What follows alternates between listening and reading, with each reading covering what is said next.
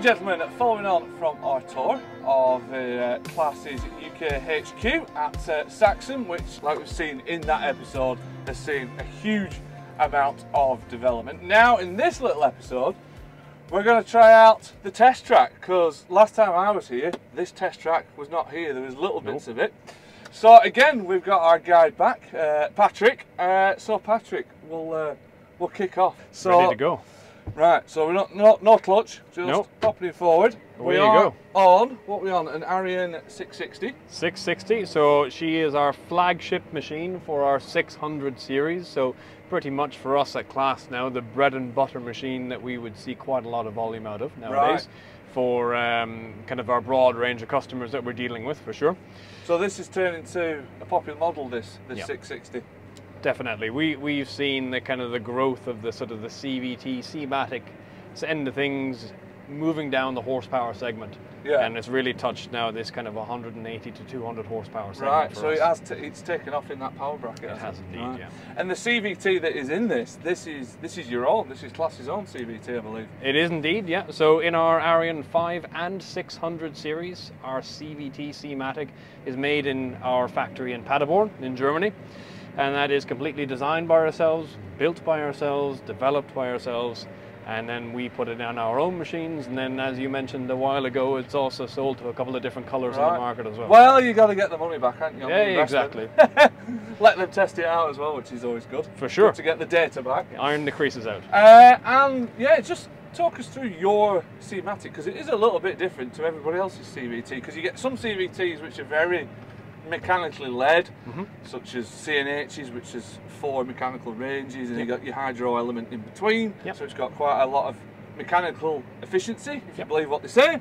And then at the other end of the scale, you've got something which is completely pretty much hydrostatic, which is such as Fent's way of doing it. Exactly. This is somewhere in between, I believe. From what I remember from the launch all those years ago. Yeah, you'd be pretty much hit the nail on the head there, to be fair. So we would be, if you looked at your field speed, call it 5 kilometers an hour to about 20 kilometers an hour, which looks at most of the jobs that we're doing in the field. Yeah.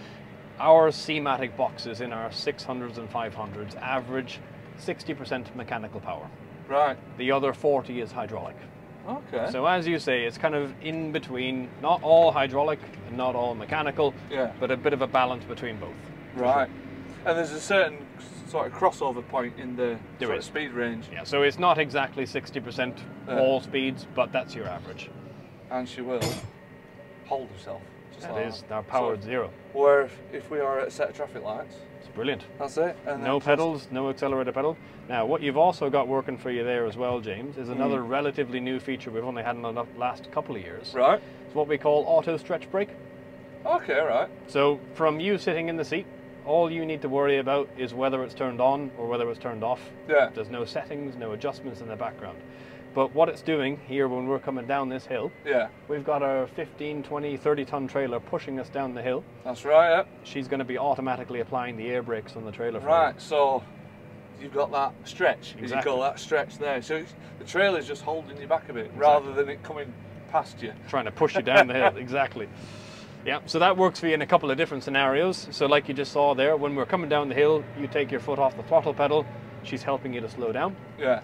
If you're coasting down a hill and you're just trying to maintain an even 20k, for example, she'll be pulsing the brakes all the time in the background. Right. And then as well, if you're changing direction, heat a silage, for example, come into the yard, you go from forward to reverse, still on the move, she'll automatically put the brakes on the trailer for you to help you slow down. It's quite a clever system then. Brilliant. And can you overdo it with that system?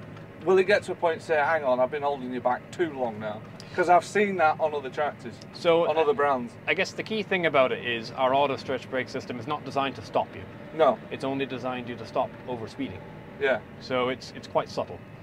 And the faster you are going, the less noticeable it will be, if that makes sense. So by the time you get up to 50k, 55 kilometers an hour, it's not doing much at all in that scenario. But when you're coasting at 20k, 15k, it's going to be a little bit more aggressive, but it's not going to pull you out of the seat. Yeah. And can you adjust the aggression through the screen as well? No, it's just... Nope, just on or off. It's just on or off, right. Nice and simple. Now, we have a whole host of different transmission adjustments in terms of acceleration settings, how aggressive the machine changes from forward to reverse, our maximum RPM the machine will use for sure. So there is quite a lot of different. If we just dive into that page there, so it always starts from the right hand side with you guys, and then moves in. Yeah. So we've just hit the transmission there, and actually pops, and you've got all these sort of sub menus: engine speed, engine droop. Yep. And then you said there's a few different. Yeah. So everything that you see in there is all sort of transmission related. So engine speed is obviously fixed engine memories. Yeah. So engine memory number 1 and 2 for mowers or whatever you might be doing. Engine droop then is all to do with how much RPM we allow the tractor to use. To be pulled back. Exactly, yeah. To be pulled down, you might say. Yeah. Now, it sounds complicated. The easiest way to think about engine droop is just an RPM limiter. Yeah. That's all it is. Yep. So at 20%, it's giving us a maximum RPM of just over 1800 revs. And if we increase that percentage a little bit, that'll give us a little bit less of a maximum RPM, so on and so forth. So for different jobs, you can bias that one way or the other. That's it. So if I was mowing for example, I'd set maybe a cruise of 15 kph, something like that. Yep.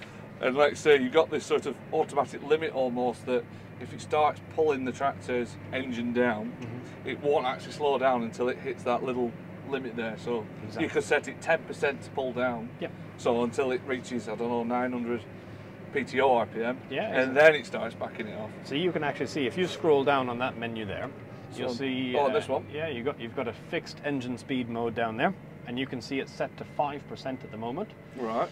So if you look on the very bottom right-hand corner of the screen, you can see engine memory number 2 is set to 2000 RPM. Yeah. We have our droop set of 5%. 5% minus the 2000 gives us a new limit of 1900. Right. So what that means for us in real life conditions, as you're accelerating with your mowers on, the tractor will allow you to keep accelerating until the revs fall back to 1900. Right. Then it'll stop you.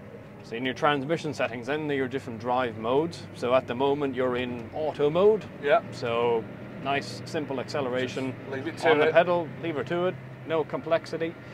You can then go in and pop her into drive stick mode, which would be control your acceleration on the main joystick. Yeah, exactly. And then there is a third mode in there, which is manual, but we don't really tend to use that one too much. No, so that's your, like it suggests, you have complete control over engine speed and forward speed. Exactly, yeah. You've got to do it. RPM on the floor, forward speed on the joystick, and it's a juggling match for sure. Right. Leave it in auto. Exactly. That's what it's all there for. Exactly. And is Cmatic something that you guys are really pushing these days? Heavily so, yeah. So you touched on it a little bit earlier on, James.